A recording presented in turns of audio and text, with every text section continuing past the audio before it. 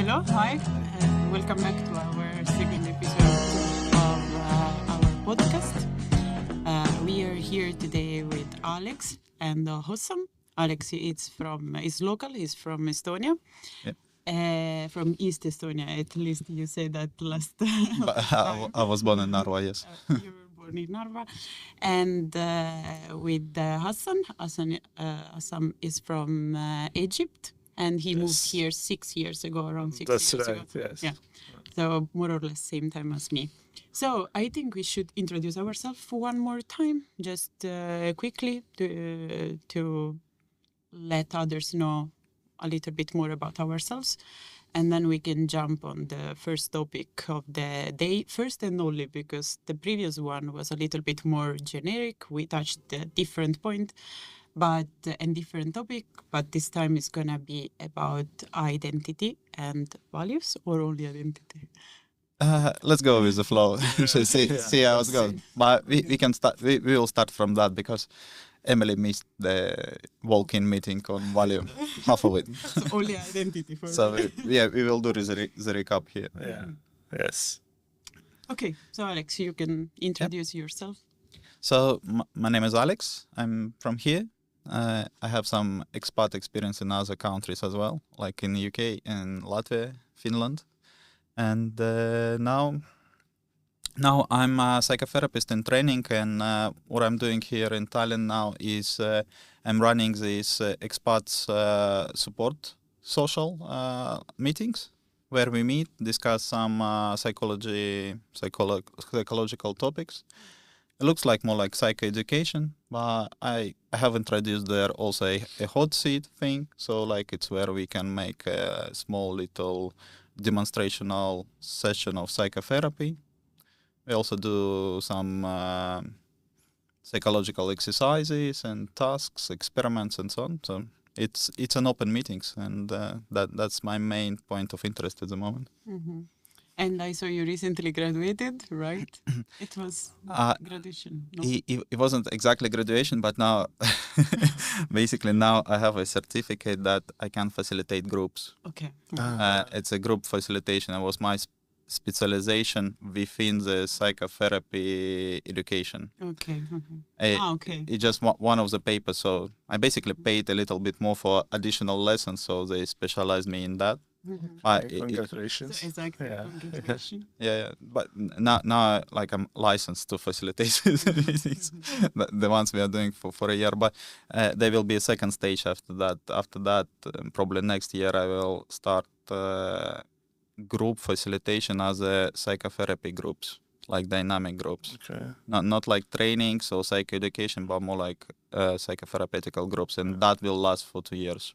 Mm. But maybe we will start something before, so when I'm learning, I'm already practicing. So Yeah, absolutely. But Yeah, like we did those easier. days. Yeah. Mhm. Mm-hmm. Awesome. What about you? I'm much simpler than this. My name is Hossam. I'm coming back from Egypt, and I have been here since 6 years. I moved here with my family. I have been an expat in different country for almost 20 years, moving from country to country. You seem tired. Yeah, that's true. I met Alex almost 1 year ago, and I'm interested in what he's doing. Decided to give him a help in whatever he's doing. But Hassan is very active in all that thing. So I mean, his idea was to introduce the topics into these meetings. Mm-hmm. So now they are thematic all the time. Before it was just a support one, but now they are thematic. That was Assam's idea. And also Assam helped to start this Facebook group that we started, like just for people where it's a little bit more sensitive group, like so we can share more. It's a closed group on Facebook where we Hassam, can I just... Yeah, it's a closed group, and the aim for it is just to make a window for the people to get supported, either by experts or by other people, and to get connected whenever they need help. Mm-hmm. They find somebody to help him. And the idea is, as Alex was mentioning last time, that majority of expats are close to each other on social media, on Facebook. And this is giving them a window to express themselves more, even in like anonymous way.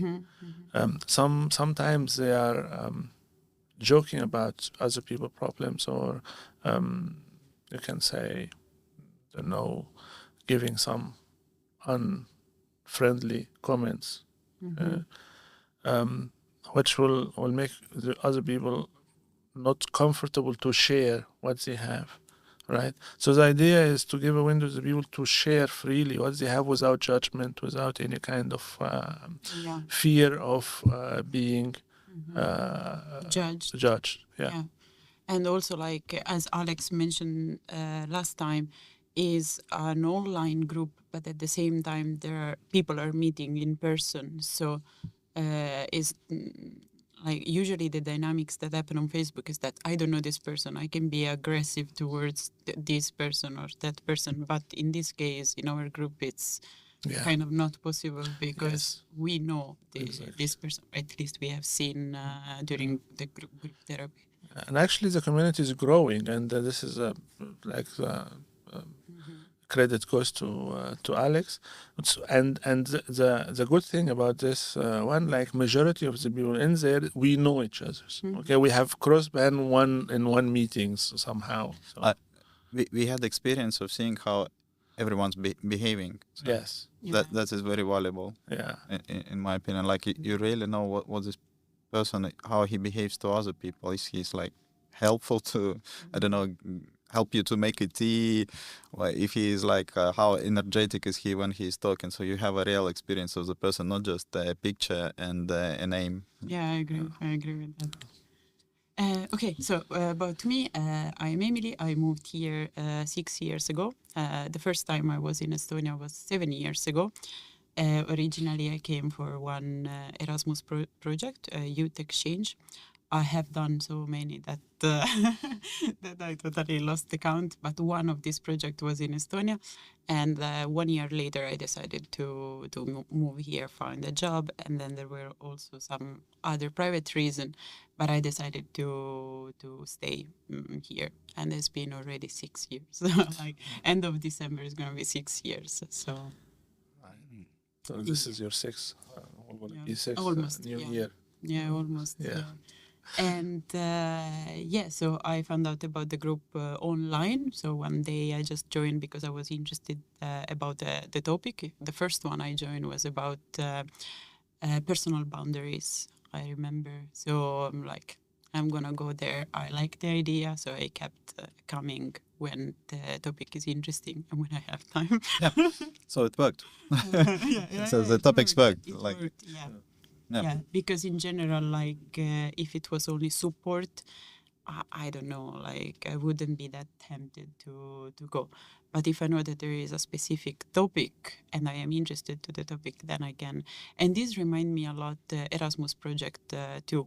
Like every Erasmus project, youth exchange has a topic, a thematic. So could be personal growth, could be xenophobia, racism, and so on.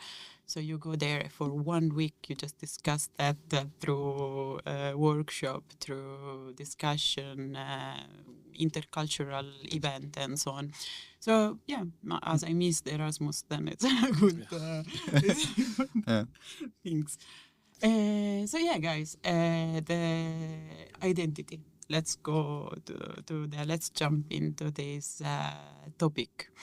The first question I have about identity is like, do we grow with identity?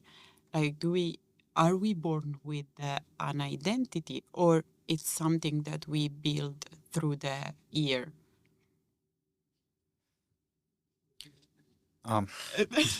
It's philosophy. It's not psychology. Well, I think everything starts anyway from philosophy first, right? Yeah, my silence wasn't. I cannot answer. I just felt like from which side I should eat this because it's so big piece. But it's a big question. First of all, maybe we can start from nature or nurture. This is a big debate in the science, in psychology, like how much is determined by our nature, like what comes from our parents, basically, how much is from DNA, how much is from us being us. And nurture is more like about our education, culture, like upbringing and so on, how the environment changes us. And it's more or less solved, but people focus on one or another thing. The balance is difficult to establish. So there is no balance. Both are important, both equally important. So, but while we are already here, like alive, so like all happened, like our dad's spermatozoid made like mom, and we are here. So what we can change? We can change on the nurture, the other side. So we normally focus on that. There is some like predispositions from nature, like some disorders, psychological disorders, like mental health disorders. Some of them are, we believe that that can be inherited. We don't know like exactly the how that, but it seems like studies on the identical twins say that sometimes like one of the disorder can have, if one of the twins has a disorder, the other one have very high percentage of having it. So this is not like just by chance. This is definitely somewhere in inside us, in DNA or somewhere there. But nurture is equally important, and this is the things we can change. And as you say, like identity, if it changes or not, it definitely changes. What do we put in identity? And in identity can be some of our bad, which we will consider like negative traits of a person, and some people would like to correct them, so not to have them or don't expose them so much. So they go to the like specialists, like psychotherapists. This can be one of the requests, like for example, I behave in a certain way, and I would like to do something about it. So if I wouldn't believe in that personalities, identities, dynamic, then like I would be fake specialist. Like I do believe in it. Like I mean, I do believe that in our chairs we can adjust or do something about identity. Absolutely. So, Alex, you are saying that there is something that we are born with. So, genetics, maybe some people are prone to some mental disease, some people might be, and I guess also some threat of our character, like if you're introvert, if you're extrovert, this is something that you cannot change over the year as well, right? I wouldn't be that categorical. Okay. Like honestly, this it was Carl Jung who introduced to us this introvert, extrovert, and I come from Gestalt modality, and we avoid labeling people. Labeling, categorizing helps us a lot. Like I'm not, but we just took the. We just saw your like your phone with the folders, right, for every meeting and stuff. Yeah, Everything it's useful. I mean, like absolutely, we need diagnoses for different disorders. That's how we learn it's ontological. That's how we learn the world around us. The person is people are like love categorizing, but sometimes it has a limitation. And in Gestalt, we specifically decided not to do any labeling, so to take it up to extreme, that like we stopped categorizing. So for me, it's no introvert or extrovert. Like when I'm working, obviously some people need more socializing, as other ones less, but I can change, and it's not that defined. I would say, like in certain situation you're like that, in other situation you're like this. And if I claim like somebody like as introvert, so it's kind of end of story for me. Like, or I constantly will be thinking, if I would I would think that I had a theory that socializing for this person will be helpful, I would forcefully push him out. But when I avoid this labeling introvert, I'm not forcing that on him. I'm suggesting, I'm proposing. Like I'm not like trying to break his world, you know. And I think as soon as you start labeling a person, also this person will start believing what you like, how you label him or her. So it's it they start believing it instead of changing. It's like, oh, I'm not able to socialize because I am an introvert, and they kind of It's like fixed. yeah, and they don't do maybe this effort Absolutely. to change. Yeah, absolutely, I agree that is important. Okay, as long as we are talking about expats, most of expats, they are finding this kind of emotional distress between who they are and where they are, like or where they are coming from and where they're staying right now. But as we discussed, most of the expats coming to Estonia from southern countries, and It they are doesn't more like matter, but it's whoever. I mean, like when you move from country to country, you are subject to different culture and different treatment, different languages, different. You are meeting different people. You are living back home things. So there is too many things which is affecting you. Especially when you move from undeveloped countries to developed countries, or to better lifestyle, or better economy, and how expats can overcome those challenges. To overcome the challenge of the change the environment. The discrepancy between the two environments. I like if we're speaking about expats, like first thing is why in first place you're doing that? Like why would you in first place move from place you like and so on? If it's economical reasons, then it's kind of to some extent forced migration. Yeah, and if it's like a forced migration and you come to other country and there is a new environment, how to like socializing? I would say go out, like meet people. My solution to all the problems is meeting other people. Of course, smaller steps, but that would give you some warmth. You will understand more around yourself. Also, there is a thing called acculturization in the country. So when you learn language, culture, and you pick up some habits, traditions from this country, and it suits you more. But this acculturization topic, it's not always like there is studies that it's not linked straight away with a good mental health. So I mean, they don't correlate necessarily. Okay. Yeah. So some groups of immigrants or expats living in other countries in the closed society, they may have a better mental health than people who are pushing themselves, forcing themselves to to the new culture and so on. Yeah. And I guess going back to identity, maybe this acculturization, it's a way to change a little bit your identity to fit to another environment. Kind of, no? So it's something out from you, and this can create some you feel lost, right, in the new environment if you kind of feel that your identity has changed or has been shaped by the external society. Yeah.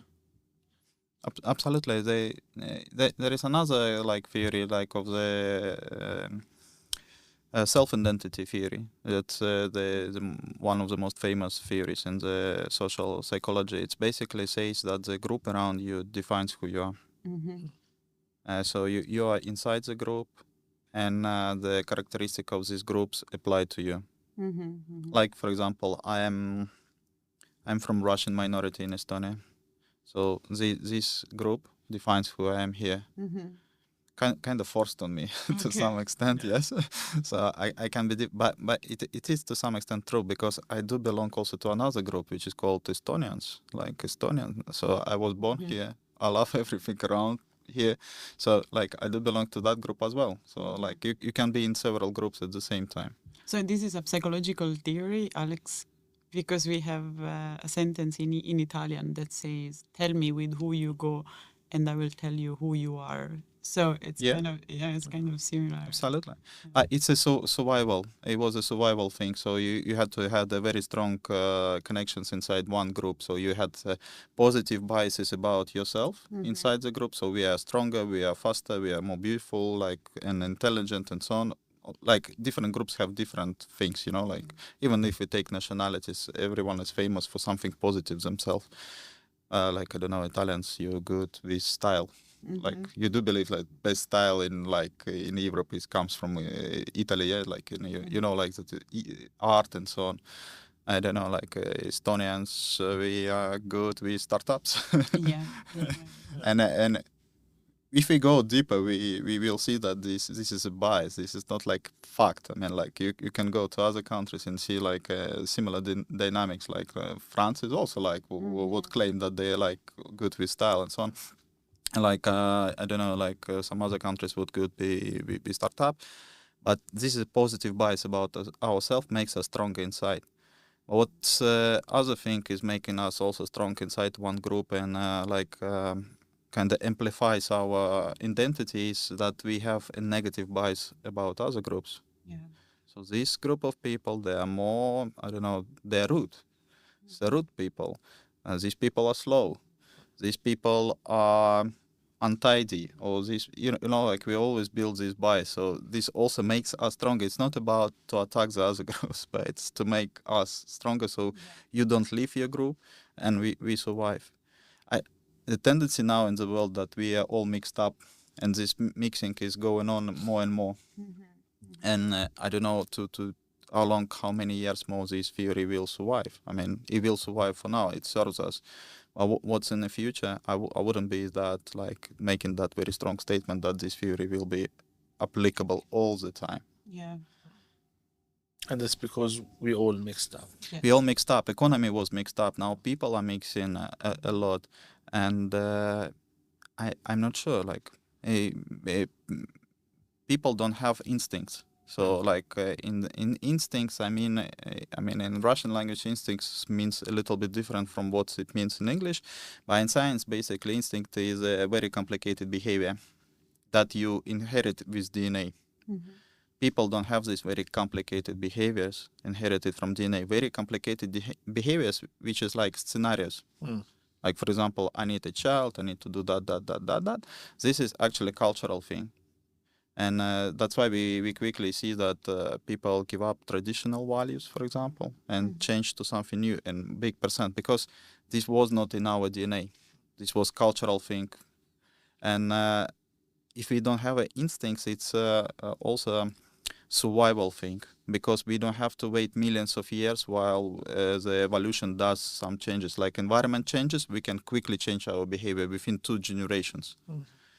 Okay. 2-3 generations we changed our behavior. Like there was a Soviet Union, like we behaved a certain way, like it collapsed. Now we are behaving like totally, not totally, but very, very different from that. And because we adapted, and it helps. So even that like group thing with positive biases inside group, negative outside group, maybe that will be also like shifting, changing. We don't know how. But it just my like hypothesis. Yeah, I guess is that the negative bias are also related a lot with prejudice, right? But as soon as you get to know the other culture better, you get to know other ethnical group and so on. Like a lot of these prejudice are basically falling, and then They don't have any basis. yeah, they don't have any basis, and I think Erasmus for that has been quite helpful because all the time you get to know another culture and then you're like, oh, but I used to believe this and that about this culture. So I think it helps a lot. What about attachment and belonging? Like every person, he's attached and he feels like he's belonging to certain culture. You just mentioned, for example, Russian or Soviet Union people, like even where they are, they feel like they attached to Russian culture or Soviet Union. I mean, like for the old people. Does that affect personal identity? Yeah, it's driven from that, to some extent. This group dynamics, it describes how it, so this self-identity theory describes how it works, just from watching it, how it works, making a lot of experiments, but it's like proven it's very solid theory. But we also changed. Like we have some parts in our brain that will we will feel a physical pain if we are rejected by our group of people. This is like a biological mechanism of the same thing. So when we want to belong to this group, for us is important opinion of other people. For us it's important that we are accepted there. So when we are not, we feel physical pain. Yeah. I mean, it's different people to some extent, more or less. Yeah. Yesterday, I did my own work, right? So yesterday I was watching a video about one sociologist, Italian sociologist, psychologist, and so on. His name is Galimberti, and he used to say that identity is the result of other people's recognition about you. And I guess this is exactly what it is, because you try to do the best to belong to a group, like a cultural group, ethnical group, or religious group, whatever. And Professional it's all groups. about, yeah, Professional groups too. Professional groups. and right. it's all about other people recognition. Like we are social animal, as you said last time, and so on. So yeah. Yeah, but we can take it further. Like I mean, we made this meeting on values. Yeah. And we were discussing what kind of values we are, and studying of values is a lot dependent on self-reflective questionnaires. Mm-hmm. So we study values from giving people like questionnaire, please fill it, and there is like hypothetical scenarios, and you answer like how you would behave in it. It is a tool, but I mean it doesn't. There is like a self-reflective questionnaires. You can doubt them. What people think about themselves, not necessarily what people are. Yeah. And I like to see identity not from the self-reflective questionnaires that we make what we think about ourselves, but through how we interact with this outside world. And if, for example, I am saying I am brave, and I am a brave person, but no one, no one I know could bring any single example that I'm brave. So what kind of person I am? So you start wondering. You Like, start wondering. yeah. Mm-hmm. It can push you to do a brave acts, and behavior. Yeah. It was for me like I always felt I'm crazy. I'm like I can be like do whatever I want. I'm very open-minded, and then I'm like I screened my life, and I'm like, what crazy stuff you do? Nothing. Like so I started like going out more, like meeting people, like engaging in some like strange parties and so on, and just to see like am I really crazy, and I understood I'm not that crazy. I'm quite conservative with this stuff. I think. Oh, sorry. I think that the social interaction in a way can be like act as a mirror, can be like a social mirror, like it reflect or give you back the feedback, like okay, I believe I am like this, but through the feedback of other people you can actually understand if this is true Yeah, or but not. when they're giving feedback, it's exactly like that. I think this Irvin Yalom said that like in a group therapy, everyone is holding mirror so you can see like who you are. But when they're giving you feedback, you should ask, where did you see me behaving the way you describe me? It's not like bullying, like group bullying, like crowd bullying, like you are like that. This is, we don't buy that. But if you can bring an example, you said that, or you made that, okay, like even though you had the different intentions and they interpreted it, then you can see how your behavior is interpreted by other people. So you can be more clear with what you do, like. Usually I am more like a feeling person, like I feel the things instead of seeing them. So my feedback would be, I just feel it. So how do you take this feedback? Yeah, but I mean, it's good. Like you feel with your gut sometimes. So, yeah. So you don't take this as a feedback? I wouldn't take it. Like, show me video. I have heard once like your values. You cannot say like this is your value unless it's tested. So you can say whatever you want to say about yourself, but when it comes to test your real value, I think it would want to be showing totally different value. Yeah. It's I'm thinking about example, but to change it. But for example, a thief, one guy is really thinking that stealing is okay. You can take from other people. Like it's a jungle. We need to survive, and I can take things. And he constantly wants to take things, but he never does. Just never. And the other guy, he does steal things. So is it the same people? Like I mean, in a way, if you think about yourself like a person who can steal, but you never steal, so you understand? Yeah, I the understand. idea? I understand. And also during the value meetup, we were talking about the dilemma of values, right? Like there is no right and wrong in some of the decisions you can take. It's just what you feel it is. And, I remember one exercise you gave, which people has sorted like. I was an island. Yeah, it was An an island. island. Yeah, it was an island A example. game. Yeah. So can you demonstrate more about this? Talk to us about. The value dilemma, and that there is not good or wrong. But scientifically, we have to avoid it. Like it will not take us further. In psychotherapy, I need to adjust each person comes to my seat. So I live in his or her world. So for me, it's like I need to understand what the values of this person more or less are, and I cannot judge them. I can judge things in my kitchen, but not in professional life, because it doesn't take me any further. And I think there is like a lot of truths in the world, like and we were actually with one we were debating last time.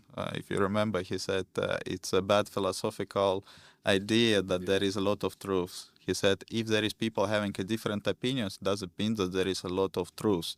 Truth is one. That's what he said, and I disagree with that. But then I understood what he means. Once person sit down in my chair, there is only one truth. So I agree with him like totally on that point. Like once we sit down in a chair, I have one truth only, and I operate within this say grid of values. And of course, then it's I cannot compare one values to another ones. They equally important for these people. In a way. But if we speak about universal values, the scientists found that values are quite universal in society. That is surprising actually, because it's a lot culturally dependent, but values are more or less like, at least the Schwartz scientist, he found out that values are more or less like in every society very similar. By Christianity values like don't steal, don't do, like like security, power, and so on. Security, power, adventurous, something like that. So he has a list of them, and they more or less exist in every society.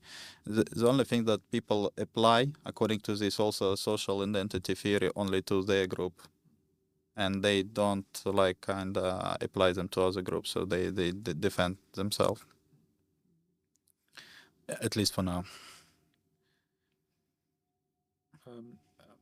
There is one expression I have usually like heard them. You can say it's identity crisis. This is when the person lose his belonging to the place and he doesn't know where he belonged to. Especially for if you have, for example, children of parents which are not originally from a country and they are living in different country, and they see that their parents dealing in a certain way and the society around them dealing in another way, and they have this kind of mixed identity in them. How psychology or psychotherapy can help those people to find their ways? I would go through. I'm not working with children, so I don't know exactly. It's a different world because they don't have any experience, and they very the brains are very flexible, and they learn very quickly and so on. So it's and they go through stages. They're still developing, so it's a little bit different from adults. But if it will be like, for example, an adult who is experiencing the same, but you can say like about myself even, like I have the roots in Russia and I was born in Estonia, and now like there is with the whole war thing, like there is like you choosing the sides and so on. There is no point of choosing the sides, like, but you can go like to just try to understand what this person thinks about himself, what he can accept, what he cannot accept. So you take ideas and you kind of you digest them. So from each culture, for example, one idea, you take it, you just don't take it for granted. For example, if a child says I must do that because my dad told me, then we can question that, like to some extent. Like if the child growing up already, my dad used to say that, like I don't know, a good Muslim behave in that way, and I must behave this way. This word must will like quickly like bring an alarm. Must. The Do you want to be a good Muslim? Do you want to behave this way? Like and so on. Like this, not must. Must is kind of like you removing responsibility from yourself, like, and you like there is no choice. Yeah, Like always warning us about the word must. Yeah, yeah. if he's always saying like if I hear the word must, I have 100 question marks. Yeah.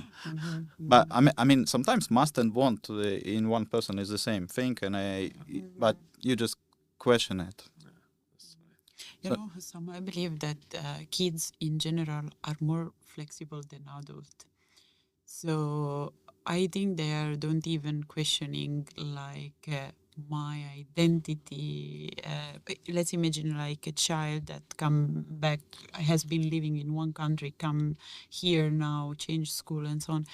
They don't even question themselves like who am I, why am, who was my identity, or like where I belong. I disagree think with you. adults, really, because I Yeah. think adults are more firm when it comes to identity Actually, being lost. in and so early age, children start to ask themselves about this question, especially if they see themselves different than the society that they are. Okay. Like, for example, like, I'm from Africa, so I'm different. I have darker color. I have different hair, different eye color. So, in early age, kids start to notice the difference between them, right? Why I'm like this, okay? Why I'm not like that, okay? Why people are talking to me like this? Why I don't speak the language like other people? So they start to ask themselves the same questions, which adults sometimes don't ask themselves even sometimes. Okay. But the dangerous thing is here is when you have a child, right, who doesn't belong to any society or any group, as Alex would say, like the group around you. So you need to build for yourself basic identity. Like this is my identity. This is my this is the way I'm gonna go. And then, if you want to evolve or change later on, you change. But if you have been um, raised without identity, so you don't know who you are, who you came from, right? You will not be able to know where are you going, because I think it's important to know who I am and where I come from in order to know where I'm going and who I want to be. Yeah. But this belonging will bring peace to Yes. the mind. Yes. For sure, it's very hard when you don't know who you are, like at all. Like I mean, it's who I am, and but identity doesn't have to be always that big, like your nationality. Even like for example, the best identity I had in my life was Londoner. living in London. Mhm. No one cared where you came from. Like we were all colors of like Yes. rainbow. Honestly, like, and it's a beautiful city in these terms because everyone can enter it. You become a Londoner and you like melt inside in it. Yeah. Like it has disadvantages, this city for sure. But I mean, I love that feeling. Anywhere you come, like, I mean, at least maybe there is a small isolated group of very very posh white people, Yeah. but otherwise we all were like one kettle, like where we were But, living. but you'll want to see this thing in New York, for example. We are talking about London, but I'm talking about New York. I mean, like New York is totally different. There are so many people coming from all over the world, but when you go to New York, you'll find it has been um, like there is sections. This is the Russian district. This is, I don't know, Italian district. Italy. So Yeah. Ireland for sure. So There was a theory discussed in the past that when there was this huge immigration in US about creating this melting pot society. So a society in US where everyone, like everyone is melted in there and there is a unique culture and so on. Uh, I guess that the first generation immigrants, second generation, they couldn't like melt or create. That was a survival for sure. Yeah. They had to stick to each other just to survive because it was very competitive, and you on your own you cannot be that competitive when you have like a whole like neighborhood backing Yeah. you up. yeah, that's right. I guess after the third generation, they finally managed to get, and there was a lot of prejudice about. We have discussed also. There is an expression because I have traveled and lived in so many countries. So there is expression. It's called like you are transit expat, which you are moving from country, and there is a lot of people like that, moving from country to country, and those like they are not open to the culture that they are living in because they consider themselves temporarily living in this one, and they might have a connection with surrounding expats, maybe online also, and that's increase their feeling of being isolated or lonely. So they are detached from the current where they are, and it's also affecting their personal identity. Yeah, yeah, absolutely, and the same happening with the refugees now. They like have a temporary, some of them temporary statuses and so on. They don't even know like if they should start learning language or not, if they will come back, will not come back, and do they have to apply, what to do? Yeah. This is crazy. I mean, this is like people like stability. We do love stability, like, and we like when it's like status quo, and we defend that status quo, and when you're unstable. A transit expat, you mean like foreigners that come here by their own choice, right? That moved from country to country by their own choice, right? It doesn't matter their own choice or not. Because I guess there is a difference. Because- If they do it on purpose because they want to change from country to country, then maybe they find joy and they find their own identity by being temporary here, temporary there, and they Yeah, find. taking as much experiences as Yeah, they can. maybe they don't even want to integrate or being part of a group. Well, they are part of the group of expat living abroad that do not connect with anyone. I don't know. Maybe this is. Yeah. With the people who are moving from country to country, I start thinking about this like it's like same like changing sex partners. You don't stop at some point and just assimilate what went wrong. Like, I mean, like here, why do I have to jump to another place and so on? They don't assimilate the experience they had to some extent. That's why they are not satisfied. They didn't make any say outcomes from that. What's the conclusion of that experience living in this country, and I'm moving already to another one? It might be happening something like that, and then there is constant need to change it, to experience something more instead of just appreciate what you just had, like, and just dwell in something. I like something you said last time, that in order to beat the feeling of loneliness, you need to network. Okay, go and meet people and know some other people, and connect with the place you are. So that will gonna beat your feeling of isolation, or you are not in the same. And networking, I think, is very important for personal identity. Yeah, of course. Yeah, networking like in terms of business contacts and so on. It's not necessary to be a business contact, but when you are connected with society around you, connected with the people, neighbors, people at work, Yeah, and attending it gets events. harder in Scandinavian countries. It gets very harder, much harder. So I think Estonians also are living as expats, transit expats. I think we all living here like as expats. Like for a long time, I was thinking like, what is this like this temperament difference between Estonians and Russian minority group living here and so on. And then I like talking to you guys, and so that was like, it's not a dynamic between Russian minority group and Estonians. It's just the dynamics of the like Scandinavian character being like very warm inside but very reserved, like with that thing like We like to share. Actually, going back to the main topic of identity, I think it's very hard to define identity itself. Like when we talk about identity, what we actually mean, what are the components that create this identity? Like, but what comes to your mind when I say identity? When I say I am. not much to my mind, to be honest, like because I have like a blank sheet there. I start thinking, what do I do?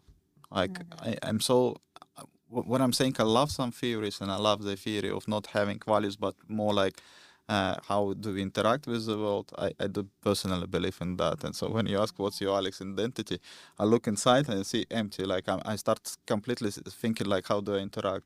Like my identity is meeting you, like, and having like a very good time with you. Like I'm a person who loves that, like that way. I think identity I mean the definition is itself. definition itself. I think it's the set of beliefs, values, background, education, and thoughts that characterize your personality. I can define it as that.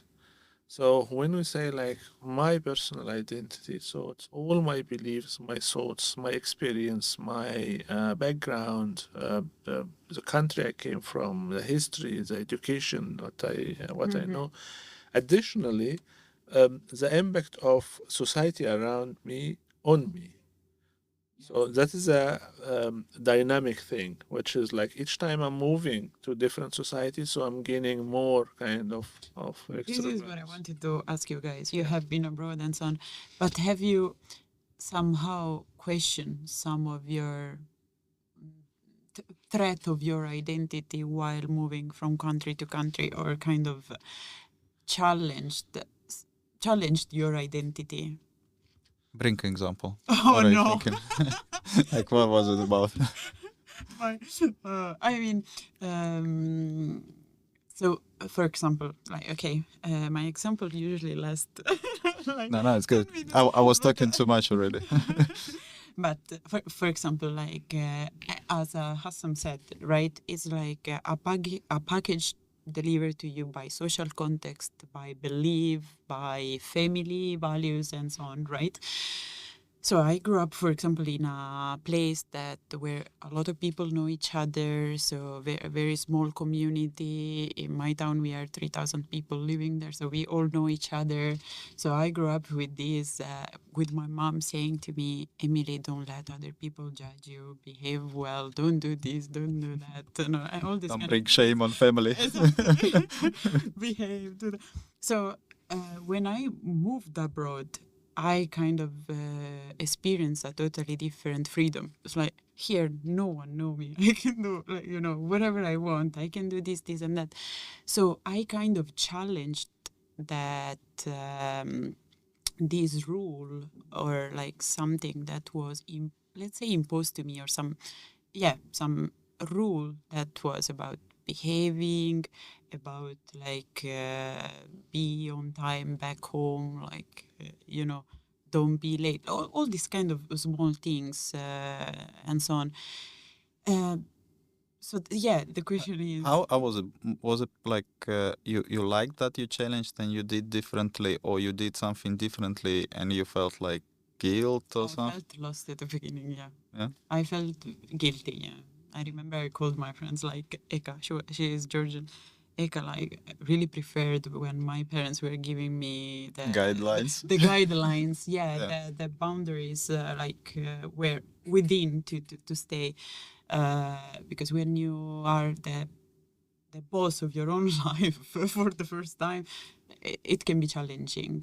I would say at the beginning I felt lost, but then I started enjoying this kind of freedom. Yeah. So your identity changed. Yes. This is what I wanted to say. This is what I wanted to ask you. Like, have you challenged your identity and managed to?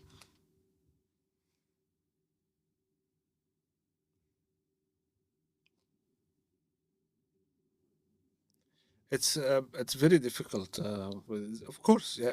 I mean, like for all the years, you can find like there is situations which challenging your identity, but we're talking about Estonia, for example, right? Um, when you go and smile to the people and saying good morning, and like this is your identity, right? But this is a challenge. Mm-hmm. All right, because you get used to do this. You get used to meet neighbor in elevators to say hello, how are you? To have Is it changing? You're saying less hello. You're smiling less in Estonia. Yes, because it's when you say hello, you expect the people to say hello back. How are you? Say the people say like yeah, I'm good, or have little talk. But when the reaction will not at the level you expect, so you start to lower your expectation. So the environment shapes you. Environment shapes you, right? So and I have this you can quote it like expats in Estonia after some time they're becoming Estonian, right? Truly, and this is that is true. But To feed to the social group. Yes. I actually come up with a definition of identity. Yeah. It's Oh. yeah. Well, I had to admit it, it's a it's basically what kind of behavior is expected from you. So my identity, if I describe my identity, so when I describe it, then you can make a forecast of how I will behave with you and with somebody. And if I would say, for example, I'm hardcore Russian, so you would expect some certain behavior of me. Then I cannot say like I'm that hardcore like Russian, and then I behave in this that way, because I don't. And if I say like I'm psychotherapist, yeah, so I do that, I practice it, so you can expect that. So Alex, by saying that, you mean that identity is based on others again. So because you said is what others expect from me. In a relation with them, yeah. In the relation with them, okay. In a relation with them. Okay, but it's not what you are expecting about yourself too? But that will be this self-reflection questionnaire again that we come. Yeah, Okay. I can think about myself this way, but actually I will behave very different. Okay. Yeah, actually, before coming here, I went to check the word identity, where the word comes from, right? And it comes from Latin. It's exactly what you said, because it comes from Latin, the word idem. Hassan, have you studied maybe some Latin? No, idem. It means same things. So basically, how we are able to establish that this is same things as the other through the relation between things, and also like how our identity arises through the relation with others, and how others are able to like perceive us, predict us, and establish if we are equal or not. So it's kind of similar things. But for you, if you said like your identity is what the people expect from you, okay, um, what if you did against what the people expect from you? So let's say like people expect from me that, This is interesting. yeah, like I will be honest, for example, but I will lie. In a relationship, for example. Okay? For example, right? Mm. What people expect from you to be, I mean, like there is meeting people expectation is very difficult. So it's, I think, um, uh, it's a part of it what the people expect from you, but what do you expect from yourself is very important, or what you want yourself to be. Emily just gave an example about her living in her life in Sicily, where like she goes with permission and she can come with a time and whatever. What if you decided to change that and go against your family rules, for example? Right? It will be your identity, and it would be against the expectations of your parents, Yeah. right? But it's still your identity. Yeah. Right. Rebel identity. Yeah, but everyone would recognize Emily in a village as a rebel kid. Terrible. Terrible. Social stigma. I think also our identity is reflecting our relationship with our partners. This is one of the most important thing, and it's evolving also Yeah. with the time, because when you have a partner and you live together for a long time, your identity are just connected together in a way which is melting together, like, and you going to have the same values, sometimes same goals, the same life perspective. No, but they cannot be like if your behavior is unexpected in a relationship, it's a disaster. Like, I know. like, of course, yeah, like you should expect similar things, some equality, like between each other. Yeah, of course. Otherwise, we're going to be like, today you are happy with something and decided something, and tomorrow you are not happy and decided something else. You're going to go crazy. Like Yeah, that. but it doesn't mean it can happen. It does happen. Like people like evolve, like, and sometimes one is developing, doing something like start People change slowly, Alex. slowly, They don't but change from not overnight. Not overnight. I But agree with you. I agree but with you. that's why we have these like certain steps, Yeah. crises in a relationship. Yes. When by that time, one person can be attracted to different things. For example, like somebody That's already true. wants a children, and another one is still Yeah. don't. Like and But that's already right. But I'm just saying, like, when you staying with your partner for a long time, so you are already, there is harmony between you. There is already decision to continue. But of course, I understand. Like, there is some person, some people are, or two different partners changing their identities in different ways. Somebody, for example, like, let's say, like one at work and have certain connections, they are growing their educations, or they learn something new, and other person, like, for example, have different work which is doesn't develop the same way. So yeah, there is discrepancy. it's just important to communicate when you notice these different changes, like in identities or like values or something which is happening. Like you communicate and see if so there will be a crisis. So you cannot maintain the same thing by the same means, basically, and you need to find a new ways of maintaining this, like kind of like relationship, family or whatever, with a new means, and you need to look for them. It's not always possible to find, but like some people like love each other and so on, and some things are important for them, so they find these new ways to act around it.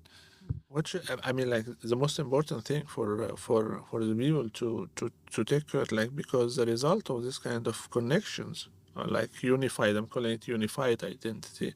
The result is that children, and children, they need to have kind of identity. So if there is like kind of unified identity, like the parents, like father and mother together, children identity is going to be easy to define. Yep. Yeah, I agree. Yeah. Absolutely. Right.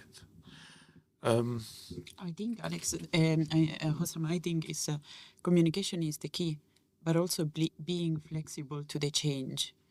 like when there is some change coming, don't be flexible. When I had one episode, one case with my friends, and he went through divorce because the agreement was different 20 years ago or Yep. 10 years ago. Yeah. Yeah, but people change. This is what I wanted to let him know. And he was like, yeah, but the agreement was this, that I was going to work, she was supposed to do that. And that's why we need to be really flexible, especially If we need, nowadays. if we need, like there is a question. I don't believe that we have to adapt to everything what's happening, what life brings us. Like I sometimes like some suffering is okay. Yeah. Yeah, to reject something, to rebel against something. You know. Yeah, but I, from what I understand from you, that let's say like people agreed from something 10 years ago, agreed about Yeah. something, but as you say, like things change. Like let's say like we agreed like a woman will not, or the wife will not work and will stay at home. But due to economic crisis, financial situation, so you need to work. So you cannot say like, okay, Or just because she want her independence after 10 years.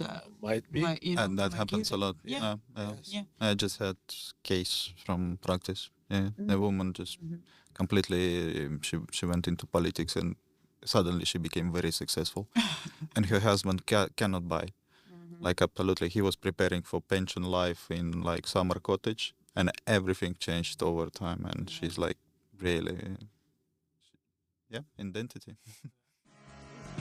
It's time to close, but we can do more.